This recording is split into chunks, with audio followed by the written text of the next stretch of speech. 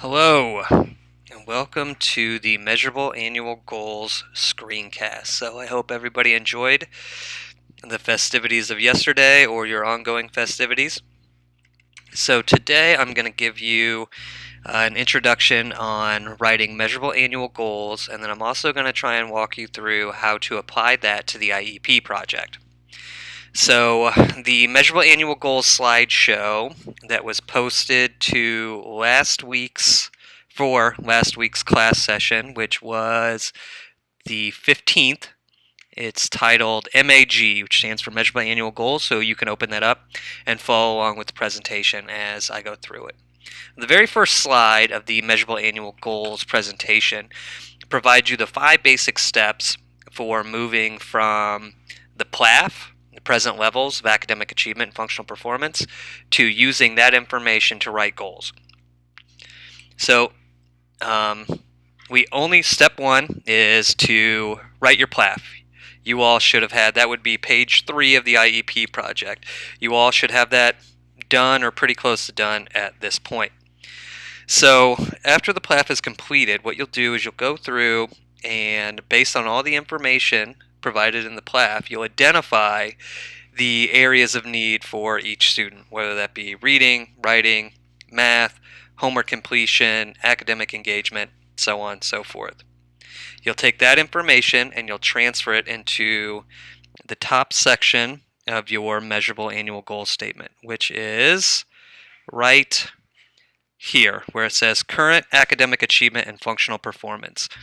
So if all the information in your PLAF is pointing to a difficulty in reading, you'll take the information from the PLAF, from the student present level of academic achievement, all the information here that points to difficulties with reading, you'll take that and you will transfer it to this area right here.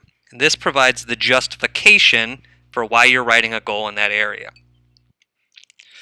You'll also want to click one of these boxes. This is how you will be reporting the results to the parents. Is it going to be through report cards? Is it going to be through progress reports that are sent out quarterly? Is it going to be during parent conferences?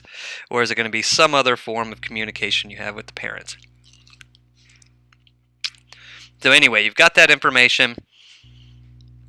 That's going to identify the areas to where you have to improve or the student needs to improve their performance, which is then going to be translated into your goals.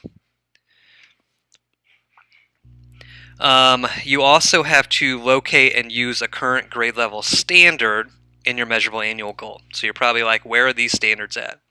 Well, if you follow this link right here provided in the slideshow, I'm just going to copy and paste that into my browser. That'll take you to the Illinois Learning Standards. So I'll paste that right there into my search bar, address bar. And that'll bring you here to the Illinois State Board of Education website that contains all the Illinois Learning Standards. So if your student has difficulties in an academic area of reading or writing, you're going to click on English Language Arts Learning.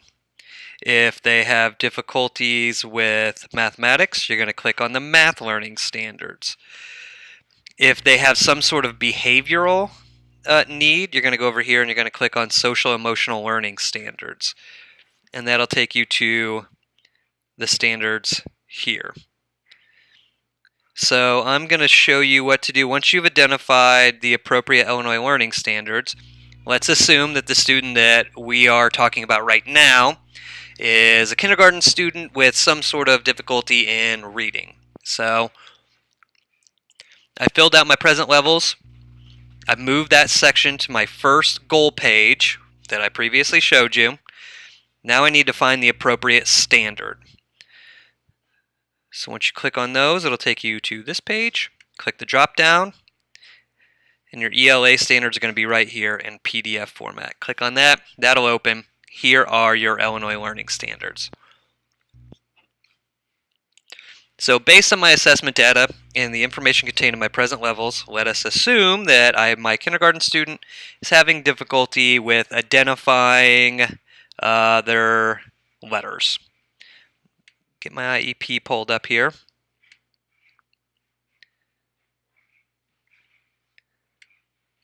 So now I need to find the appropriate Illinois Learning Standard to put in my goal, which goes in this bar, or goes on this line right over here.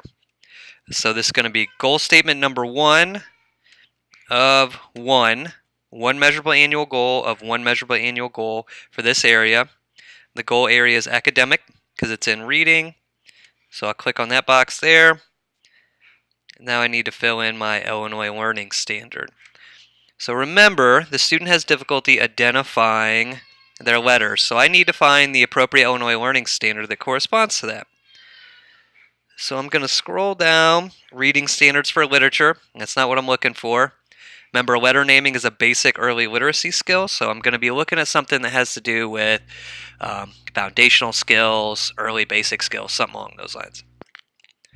So I'm going to keep scrolling. Informational text, foundational skills, K5, that's what I'm looking for. So I have a kindergarten student, so I'm going to look in this area right here. Print concepts, letter naming is a part of that.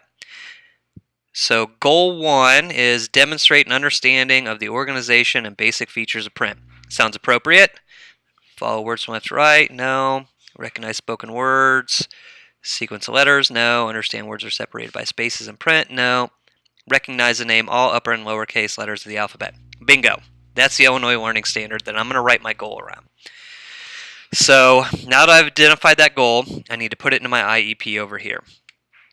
So for your academic goals, you're going to type in CCSS, which stands for Common Core State Standards, dash ELA, English Language Arts, dash Literacy,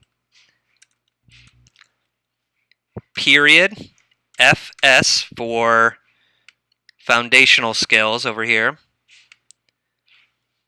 period. Now I need to write the goal 1, subpart D. So then I'll type in 1, period, D.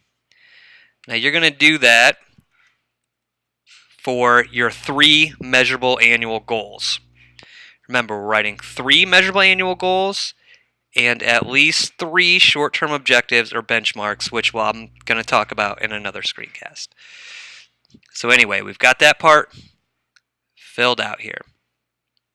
So remember, I went up here, I indicated how I was going to report to parents. I transferred the information from the present levels of academic achievement and functional performance to this area right here about the specific area that I'm going to write the goal about. Math and reading data would not go in the same area here. You're going to disaggregate or separate those two. For my hypothetical student, it would only be information about reading that indicates a need. Then I filled out here goal statement 1 of 1. Click your box or indicate that it's an academic goal. Put an X right there. Then you fill out your Illinois Learning Standard. Remember, it's CCSS, Common Core State Standards, hyphen, the area that you're writing it for, literacy in this case, period, it's a foundational skill, FS, period 1, goal 1, period, subpart D. Okay. Once you write your measurable annual goal for each area, then you're going to write your measurable objectives or benchmarks, or your measurable objectives for each measurable annual goal. That's the basic process. Like I said, I'm going to talk about short-term objectives and measurable or benchmarks in a different screencast. This again just corresponds to the process that the step-by-step process that we just walked through.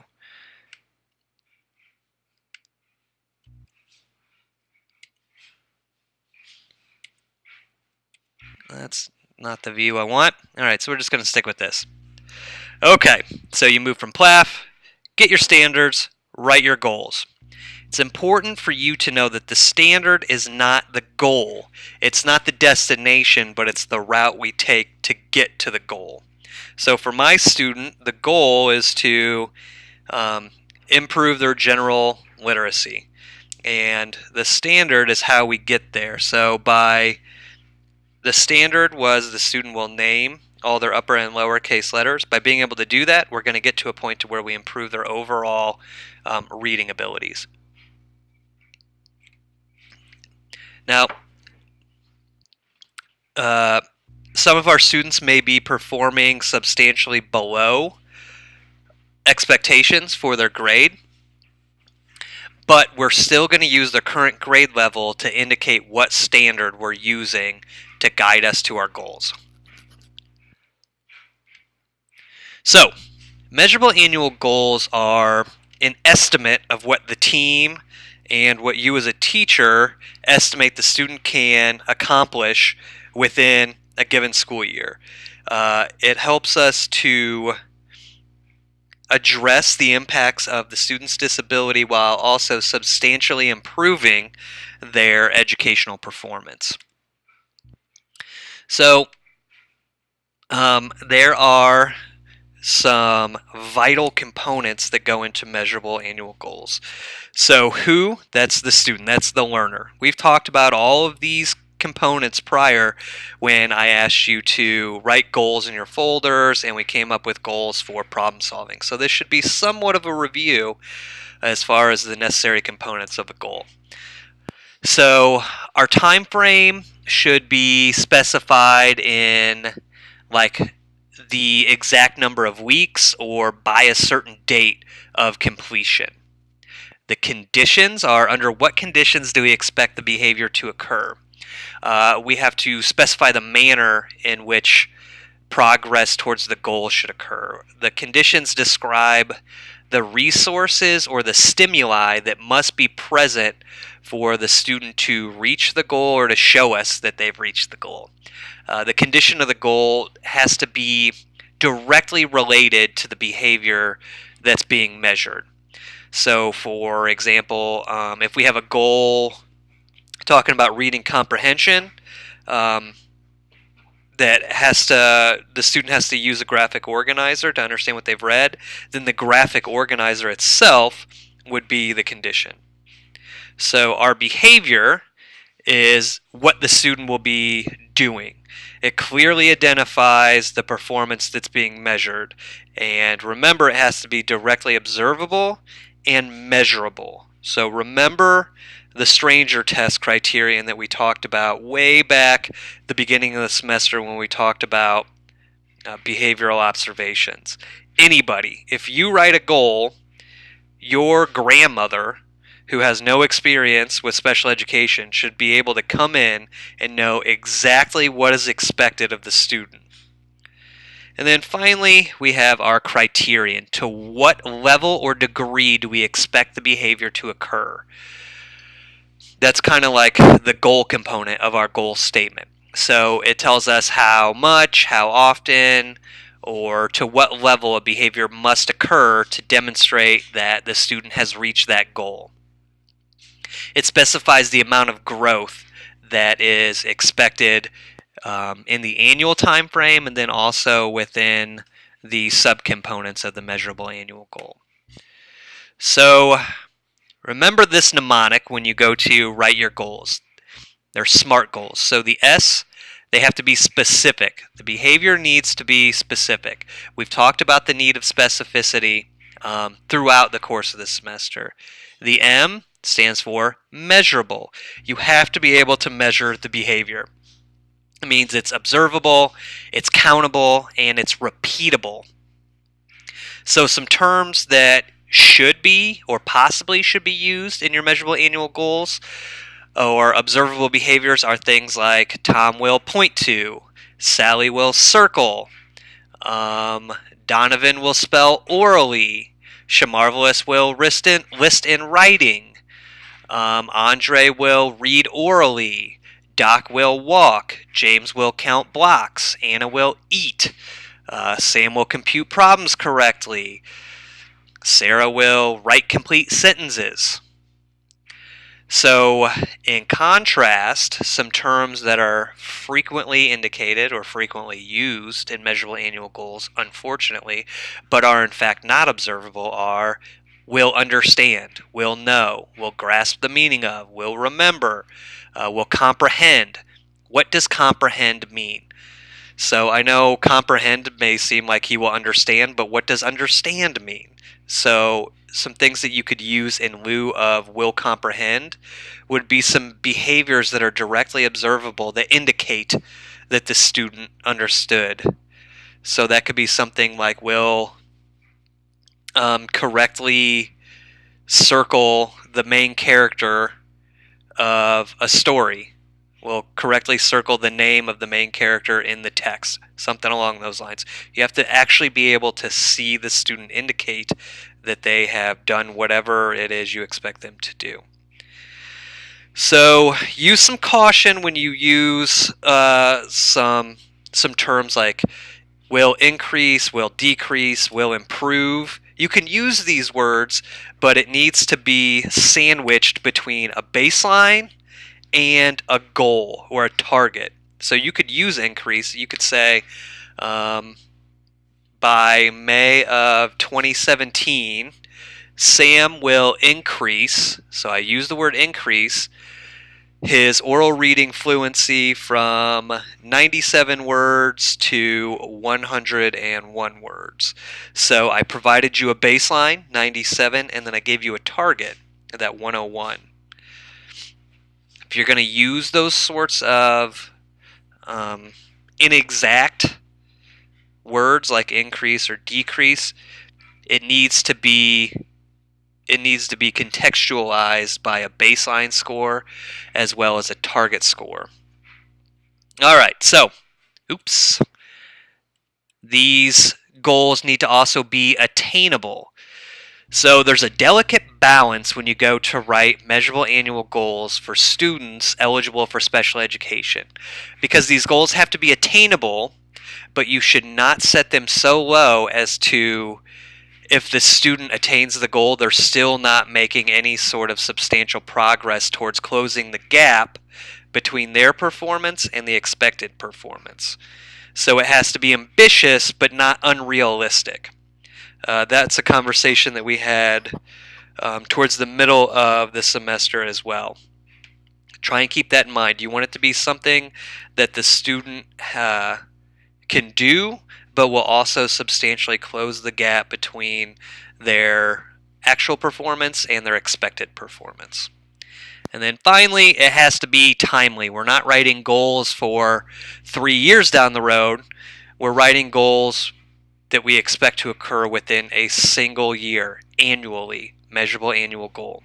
So here's an example of a fairly decent SMART goal. So by May of 2014, John will write a focused 5-sentence paragraph that includes a topic sentence, supporting details, and a conclusion in 6 out of 8 opportunities.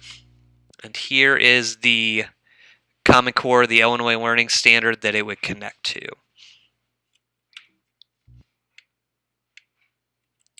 So there are some specific and significant challenges that correspond to goal writing. These include measurability, is it measurable, wording, and decision making. What sort of assessments are going to correspond to these goals? So some issues with measurability are related to percentage of accuracy, but occasionally these sorts of measures, these percent accuracy measures, aren't included in PLAFs. So if this is an occurrence, you need to make sure that you have a baseline percentage if you're using percentage accuracy. And then also you need to, 80% is kind of like a generic accuracy percentage that's provided, which is fine for most skills, but you need to make sure that that is a realistic, reasonable, and justifiable accuracy percentage. So for instance, if you have a student that you're trying to teach life skills to, and you write a goal about successfully crossing the street, you wouldn't want an 80% accuracy target for crossing the street, because the 20% of the times that you don't successfully cross the street means that you're getting hit by a car. So that 80% accuracy target would not be appropriate for a goal like that. Well, that's an extreme example. There are other instances to where that 80% generic criterion doesn't come into play. Just be cognizant of that and try and address it in your goals. And then also, so very many times, goals fail to provide an actual measurable standard. So always be sure to include that criteria, because that is our indicator of what's needed for success. And again, remember, measurable means observable. You have to be able to see it, you have to be able to count it, and it has to be repeatable because we're tracking this across time. So if it's just a one and done sort of behavior, that's not going to be appropriate for your measurable annual goal. You have to be able to see it continuously across time. Here again are some more examples of some observable sorts of terms you can use for your goals, and here are some terrible, not observable terms. If these terms are in your goals, you're not going to get full credit. So, some issues related to wording. There's often problems when goals aren't written precisely or specifically. That's where the need of specificity comes in. If you use inexact terms, then that leads directly into failing the stranger test. So they have to be objective, and they have to provide an outside observer with the ability to fully understand what's expected. Because these goals may follow students from one school to another school within the same district, may follow one from grade to grade where different special education teachers are working with the student. So there's a lot of potential for misunderstanding of what is expected from the student if you use inexact terms. Be specific.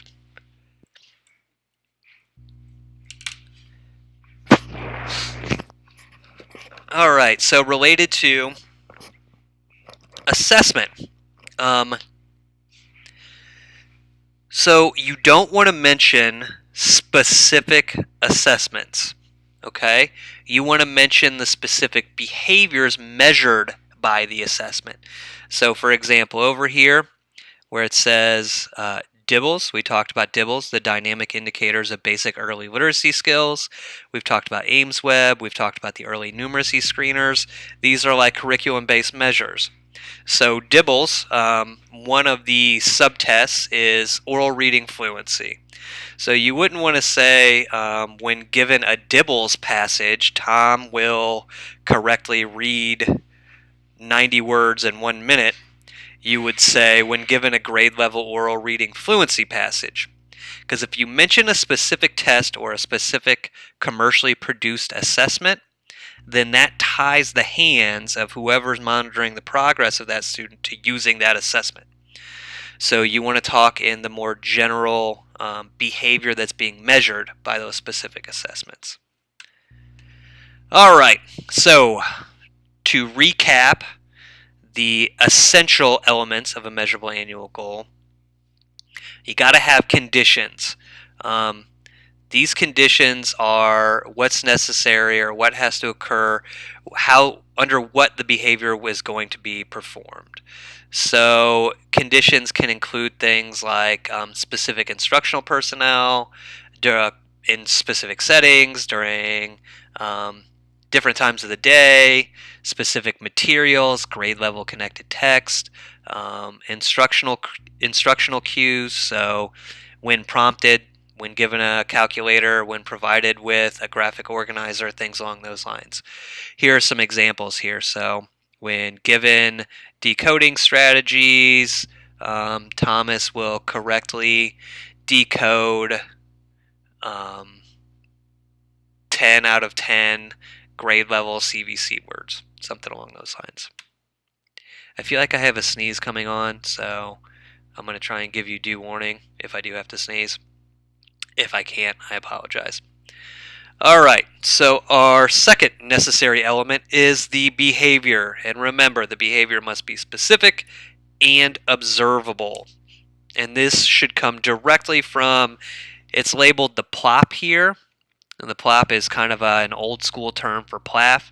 PLOP stands for present level of performance, whereas now present levels of academic achievement functional performance are used. Same thing, synonymous. And these behaviors have to be those behaviors that a teacher can directly hear or see, and not just a teacher, but literally anybody. Remember, stranger test. Our criteria indicates the level of performance that's necessary in order for the goal to be achieved. So the criteria has to be directly related to the behavior, and some sorts of measures are percentage correct, number correct, rate, frequency, duration, latency. And if you want a recap of what these terms are indicating as far as behavior, go back to the behavioral observation component towards the beginning of the semester, and you will have the definition provided in that slideshow. Finally, is our time frame, is by when or in what number of weeks do we expect this goal to be completed. It's our length of time. So while those are all essential, there are a couple of suggested elements of a measurable annual goal as well. So the first one has to do with generalization. And I would be remiss if I didn't encourage you to try and at least think about how are you going to generalize these behaviors. And by generalize, I mean we don't want children executing behaviors in a single setting or for a single academic subject. So we don't want them just to be on task during reading. We want them to be on task during reading, writing, math, science, social studies, all these other areas. Oftentimes as educators, we fail to plan for generalization despite how extremely vital it is to children's overall academic functioning. So you can embed a generalization indicator in your measurable annual goals. You do not have to. You can, and in practice, you probably should. And like I had just said, this helps to try and ensure that the student can perform a task or a general category of tasks under different circumstances, whether that's with different instructors across different times of day, with different sorts of materials, or in various environments. The second suggested element is maintenance. So we want students to be able to do these behaviors. We want them to do these behaviors across settings, across materials, across times of day, and we want them to be able to continue doing these behaviors even if they're not receiving our instruction. So that's called maintenance, and maintenance is a prime indicator of mastery. So if you can do it, if you learn a behavior and then you can continue to successfully do that behavior across time, then chances are you have reached the necessary level of proficiency to say that you've learned that behavior. So here's an example. Tom will count and write numbers to 120 with no errors in 3 out of 3 trials for 3 consecutive weeks. All right, so here are some examples of how to translate information in a present level of academic achievement and functional performance, right here, this top part, and how to turn that into a measurable annual goal. So here it talks about Bobby's difficulties with mathematics, and since he's got difficulties with mathematics that have been identified in the PLAF, then we need to write a goal on that to improve it. If you have an area identified in your PLAF as a weakness, it has to have a goal that addresses it. So you guys go ahead and read those on your own. I'm not going to read them out loud to you. Here is another example. Up here it talks about Sam's difficulties with written expression in the present levels of academic performance. Below that is the measurable annual goal, so how that information from the assessments present level of academic achievement was translated into a goal. So those are some acceptable measurable annual goals that have been taken from present levels. Let's look at some questionable measurable annual goals, or as I am very apt to call them, some garbage goals. So Timothy will respond to his maximum potential on the weekly math tests. Well, this is pretty obvious at first. What is his maximum potential? We have no idea what somebody's maximum potential is. Will respond. What does that mean? Will he provide an answer out loud? Will he circle a correct answer? There's no criteria for successful completion, and there's no condition provided at all. Garbage goal number 2. Given daily 20-minute math instruction by the EC teacher, Bobby will increase his skills to pass the end-of-course test. What skills?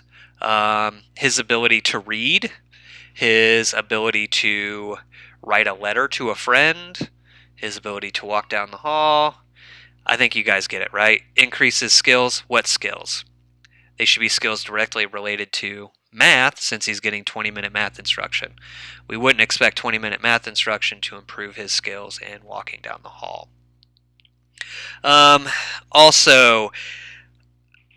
So we're only going to evaluate his performance when?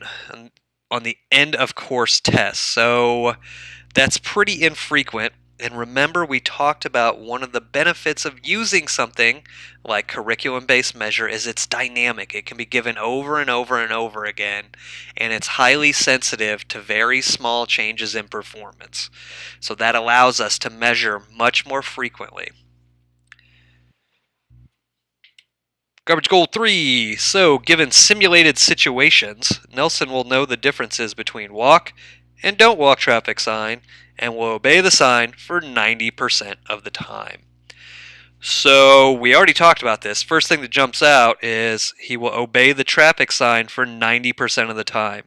So even if our student, based on this garbage goal as it's written, meets his goal, Nelson could still potentially die and meet his goal. That 10% of not following the traffic sign puts him in direct risk. So there you go. Remember, keep that in mind. Here are some examples of measurable annual goals, and there are 1, 2, 3,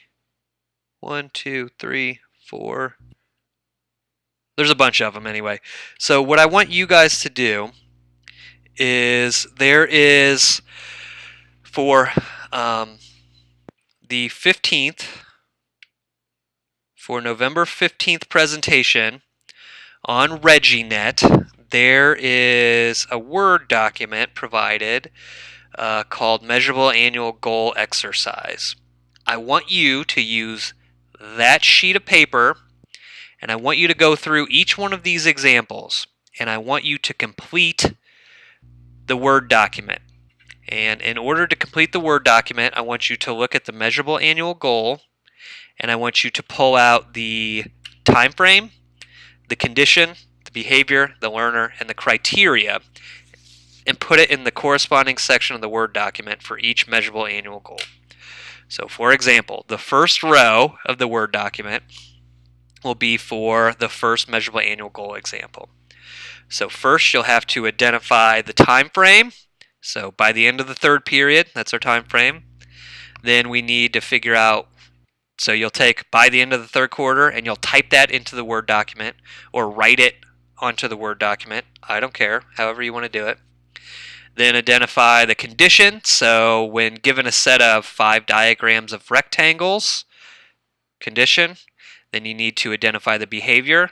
What will the student do? They will determine the perimeter and the area of the rectangles and determine which application is appropriate for a given situation. Then you need to identify the learner. The learner in this example is the student. And then you need to identify the criteria with 80% accuracy. So do that for each measurable annual goal in the rest of this presentation. All right, so we'll talk about that next week, the 29th, and we'll go over any other sort of questions that you guys may have about your measurable annual goals.